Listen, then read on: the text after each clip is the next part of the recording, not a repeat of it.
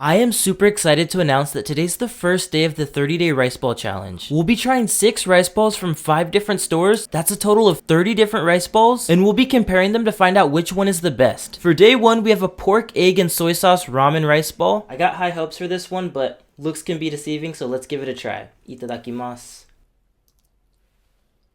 Just to start things off, this egg is cooked to perfection. You got some fried rice and a little bit of sauce in there. Honestly, I'm gonna give this one a 4.5 out of 5. Subscribe for daily food videos from Japan. For day 2 of the rice ball challenge, we have some glutinous rice with asari clams. Kind of a funny name. I've been told that this one has a really strong and distinct taste, and I'm not really a big fan of clams either, but you'll never know if you like it or not unless you try it. We're gonna take a bite of this little clam right here. Itadakimasu. Nothing was overpowering, but at the same time it still had a lot of good flavor in there, and so I'm gonna give this one a 3 out of 5. Subscribe for daily food videos from Japan. For day 3 of the rice ball challenge, we have some chicken tempura. Apparently this is Family Mart's newest product, and it comes with a lot of chicken inside. We'll be the judge of that. I'm just gonna cut right into it, and wow. Look at that chicken. You already know this is about to be good, but itadakimasu. I kind of wish I ate it sooner because the chicken is a bit soggy, but you throw this in the microwave and I can guarantee you're going to like it. I'm going to give it a 3.3 out of 5. Subscribe for daily food videos from Japan. For day 4 of the rice ball challenge, we have a wasabi soy sauce and broth rice ball. How many of you like wasabi? I have high hopes for this one because the ingredients are basically like sushi, with the exception of the broth and the fish. I'm not entirely sure what kind of broth it is, so let's find out. Itadakimasu. Yeah, so this one's just not good. I like the little kick that you get from the wasabi, but I have no idea what kind of broth this is supposed to be, and the flavors are kind of just all over the place, so I'll have to give this one like a 1.5 out of 5. Subscribe for daily food videos from Japan. For day 5 of the rice ball challenge, we have a red rice and beans rice ball. Red rice and beans are usually eaten in Japan to celebrate some accomplishment, but I've never seen the rice ball version, nor do we have anything special going on today other than it just being another beautiful day of life. As you can see, there's nothing special going on in the middle either. You know what they say, nothing beats red rice and red beans. Itadakimasu. It legit just tastes like rice and beans. I'm gonna give this one like a 1.8 out of 5. Subscribe for daily food videos from Japan. For day 6 of the rice ball challenge, we have a sushi rice ball. What that means is we have rice in the shape of a ball with raw fish on top. Looks like we have quite a bit of salmon and Kewpie mayo. It got my hands dirty, which is a first for me with rice balls. And honestly, there's a lot going on here. This will either go really well or really bad. Itadakimasu. Okay, so this one's just rice, raw salmon, and Kewpie mayo. I thought it was kind of good. I just think that there was a little bit too much Kewpie mayo, and you can't really taste the fish. But I mean, Kewpie mayo is pretty good, so I'm going to give this one a 2.8 out of 5. Subscribe for daily food videos from Japan. For day 7 of the rice ball challenge, we have some salmon eggs, also known as ikura in Japanese. Presentation-wise, I think this rice ball looks beautiful the way they wrapped it in the seaweed, but I want to see what's going on in the inside, and it looks like there's a fair amount of salmon eggs for only $1. Here goes nothing. Itadakimasu. I like how the eggs kind of pop in your mouth when you bite into them and the fluffiness of the rice. I can see why a lot of people might be turned off from fish eggs, and for that reason, I'm going to give this one like a 2.95 out of 5. Subscribe for daily food videos from Japan. For day 8 of the rice ball challenge, we have a pickled plum, also known as umeboshi in Japanese. I'd say this is the most popular rice ball and makes a cheap and delicious snack for vegans or anyone with some kind of diet restriction. You got seaweed, rice, and a sour pickled plum. So I actually really like pickled plums a lot, but the sourness gets me every time. Itadakimasu.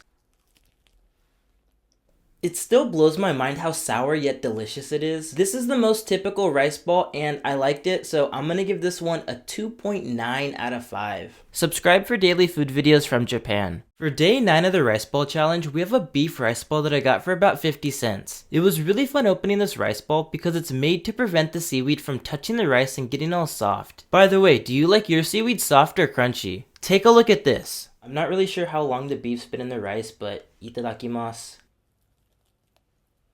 Yeah, something's not right. The meat was really hard. Honestly, there was more sauce than meat, but I mean, it's just a cheap little rice ball, so I'll give it like a 2 out of 5. Subscribe for daily food videos from Japan. For day 10 of the rice ball challenge, we have probably the most fun one yet. Yeah, that's sarcasm. This rice ball has nothing in it. If it weren't for the challenge, I probably would have never bought it, but I could imagine someone buying it who wants rice but doesn't want to go through the hassle of cooking it. I'm sure you're just as excited as I am for this one.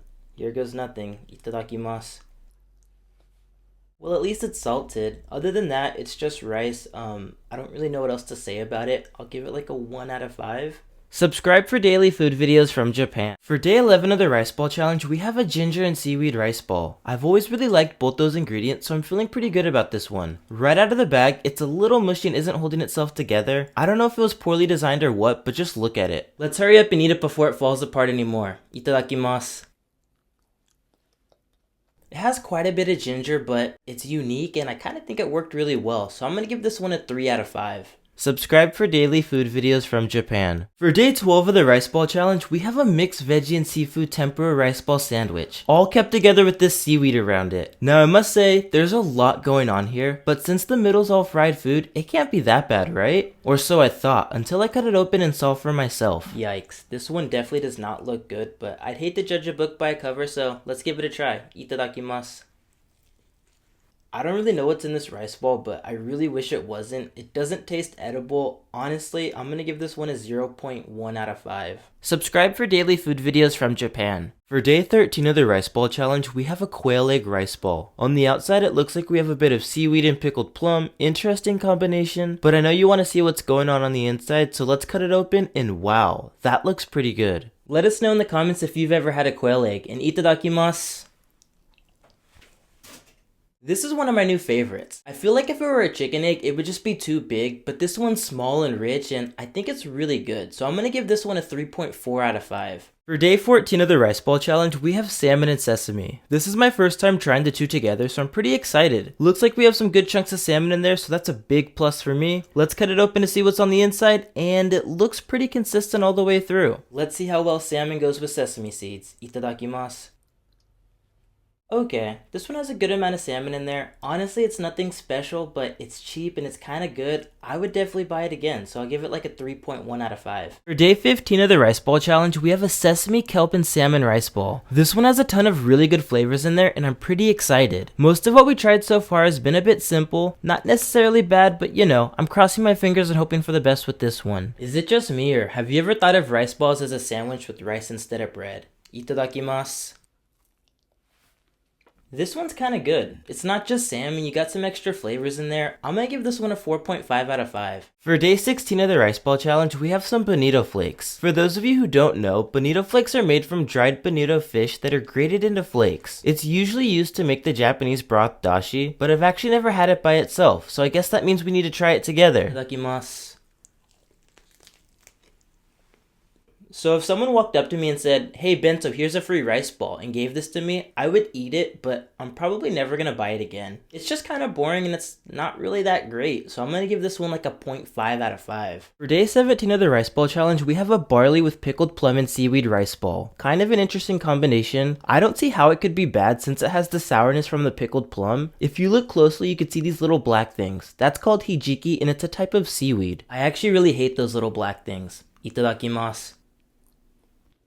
This was really sour, so you couldn't really taste them. I think that's a good thing, so I'm gonna give this one a 3.5 out of 5. For day 18 of the rice ball challenge, we have some fried rice in the shape of a ball. This is more of a Japanese style fried rice with the pork and the egg. I'd say it's a pretty common sight at most ramen shops, but I've actually never had the rice ball version. Not gonna lie, I'm kind of excited to try this, but please don't let me down. Itadakimasu. I mean, it's pretty good. I'm gonna give this one a 3.3 out of 5. We are already on day 19 of the rice ball challenge. Today we have a classic salmon rice ball from Family Mart, which is a popular convenience store in Japan. The rice ball has a nice shape, a good amount of seaweed around it, and it even looks like we have a generous amount of filling inside too. Here goes nothing with the classic salmon. Itadakimasu. When I first moved to Japan, I really liked this rice ball and I would get it like 5 times every week. And so this one will always have a special place in my heart. It's really good and I kind of want to give it a high score because of that. But to be fair, I'm going to give it like a 3.25 because it is a really good rice ball. For day 20 of the rice ball challenge, we have some chicken. Opening a rice ball like this will always be fun to me. It's like half the excitement of eating it. The only problem is that it's so hard to get the seaweed out without breaking it. As you can see, I did a pretty terrible job, but hey, at least it doesn't change the flavor, right? Now let's take a look at what's inside. Looks like we have a generous amount of chicken, but let's see how it tastes. Itadakimasu. This is actually kind of good. There was a good amount of chicken in there. It was nicely seasoned. I'll give this one like a 3.5 out of 5. Cheers. For day 21 of the rice ball challenge, we have Inari Sushi. You see, I grabbed Ministop's newest product, which is actually a type of sushi wrapped in fried tofu. Presentation wise, it looks so close to a regular rice ball that I'm counting it for just today. But yeah, not all sushi has to have fish. Itadakimasu. This is really sweet. Honestly, I could see myself eating this after dinner as like a dessert rather than a snack, but it's a really good rice ball. I'm gonna give this one a 3 out of 5. For day 22 of the rice ball challenge, we have a big rice ball with soy sauce and mayonnaise. I always get a little intimidated by these big rice balls because it's just way more rice than I could ever eat. But hey, that's just me. Other than that, it looks pretty good, it's got some nice color, and we'll just have to see how it tastes for ourselves. Here goes nothing. Itadakimasu. Okay, so it tastes like soy sauce and mayonnaise. I personally would have liked it to have more filling, but I can see why some people might like something like this, and for that reason alone, I'll give it a 2.5 out of 5. For day 23 of the rice ball challenge, we have 7-Eleven's tuna and mayo. This is another classic flavor, but I've actually never tried it from 7-Eleven. Looks a little bit messy than the other ones we've had, but it could have just been tossed around too much on my end. Luckily, we taste with our mouth and not our eyes. Itadakimasu. Before I give it a score, I just want to say that the only thing I can taste is a Kewpie mayo. But Kewpie mayo is really good, so I'm going to give this one a 5 out of 5. Psych! You think you can give me just mayonnaise and rice and get a 5 out of 5? We ain't playing games out here. This one gets a 0.5 out of 5. For day 24 of the rice ball challenge, we have a ground chicken and soy sauce rice ball. For some reason, I'm not feeling all that good about the ground chicken and soy sauce combination, but at the very least, I think we should try it before judging it. So far, I mean, it looks like a decent rice ball, so we'll just have to give it a try. Itadakimasu.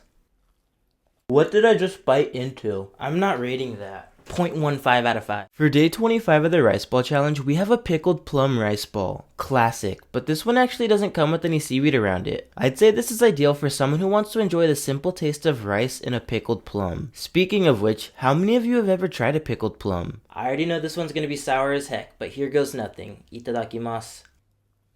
Now this is a good rice ball. Honestly, when I think rice ball, the first thing that comes to my mind is pickled plum, and I like how this one is spread all throughout the rice ball and not just in the middle. Although it's not my favorite, I really like what they're doing with it, and for that reason alone, I'm gonna give this one a 4.3 out of 5. For day 26 of the rice ball challenge, we have a big shrimp tempura rice ball that I got from the supermarket. I was a little disappointed with how it was wrapped, but maybe that just means it was made by an actual human. Do you think he put his heart into making it? We're just gonna cut it open to see what's inside, and wow. Check out that rice to filling ratio. Here goes nothing. Itadakimasu. Wow, that was really good. I'm totally lying. It's just a bunch of dried up rice and had no filling in there whatsoever. Honestly, I'll give this one like a 0.5 out of 5. It's day 27 of the rice ball challenge, and we got a nice piece of grilled salmon belly. This is one of the more expensive rice balls that they sell at the convenience store, so it has to be good. Right out of the package, it looks beautiful and smells great. Once we cut it open, we'll see that it has a nice piece of salmon in there. Quite a generous amount of filling. Here we go. Itadakimasu. This is pretty good. It's just a piece of salmon. It was a little bit plain, but honestly, it's a standard rice ball, and I would definitely buy this again. I'm gonna give it a 3.3 out of 5. It is day 28 of the rice ball challenge, and we have another tuna mayo rice ball. I'm hoping this one that I bought at Family Mart will be much better than the one we got at 7-Eleven. Right out of the package, I really like how it looks a lot. You got a good amount of seaweed, the rice has a bit of color to it. Most importantly, it looks like we have a good ratio of tuna to mayo. Here goes nothing. Itadakimasu. This is just your typical canned tuna and mayo. Nothing special, but it's not bad at all. I would definitely get this again, so I'm gonna give this one a 3.2 out of 5. Wow, we are already on day 29 of the rice ball challenge. It's been one crazy adventure, but it's not over yet. Today we have some more sushi in the shape of a rice ball. This one has a deep fried tofu layer on top, a bit of sour pickled plum, and some kind of edible leaf. Itadakimasu. This one's kind of interesting. I like the sourness from the pickled plum and the sweetness from the rice. Honestly, it tastes more like sushi than a rice ball, and for that fact alone, I feel like I could only give it like a 2 out of 5, but it's not bad at all. For day 30 of the rice ball challenge, aka the last day, we have a baby sardine rice ball. This one has thousands of little sardines in the middle, and it's kind of grossing me out. Looks like we saved the best for last. Itadakimasu. I'm not really sure how to describe it, but it tastes like I just took a bite out of the ocean. I feel kind of bad for eating hundreds of little fish, but I'm gonna give it like a 1 out of 5. I just ate 30 different rice balls from a variety of stores in Japan to find out which one is the best. I was genuinely surprised to see so many unique combinations that I never would have thought of. Although I'm pretty sick of eating rice balls, I'm a little sad that the challenge must come to an end. But that means we have room for more exciting challenges. Anyways, I'm sure you want to know which ones I thought were good and which ones I thought were total garbage. Let's start off with the ones I'll never eat again. Ranked number 3 for worst rice balls, we have the big tempura shrimp. That name was so misleading because it had the saddest piece of soggy tempura shrimp. I think I'll pass on that next time. Anyways, for number 2, we have the mixed veggie tempura. This one tasted like straight up throw up and cake batter. But believe it or not, the ground chicken with soy sauce was even worse. I legit could not stop gagging when I was eating it. Oh boy, the food I eat for you guys. Anyways, let's end this video on a positive note. Ranked number 3 for my favorite rice ball, we have the pickled plum without seaweed. I really like the consistent sour and saltiness all throughout the rice ball, and quite frankly, it looked like a piece of art. I don't think I've ever seen a pink rice ball before. Moving on to number 2, we have the salmon, sesame, and kelp rice ball. Salmon alone goes really well with rice, especially with the nice umami taste from the kelp that was inside. And for number 1, aka the best rice ball, which was also our first rice ball, is the ramen rice ball with the soft boiled egg. Everything about it, from the fried rice to the egg to the little bit of Kewpie mayo tucked underneath, really made this rice ball a nice treat. I'll have to try to make it on my own sometime. Anyways, that was my ranking, but I want to know what yours was in the comments. Lastly, be sure to check out my Instagram to see some exclusive content. Link to that will be in the description, and subscribe for daily food videos from Japan.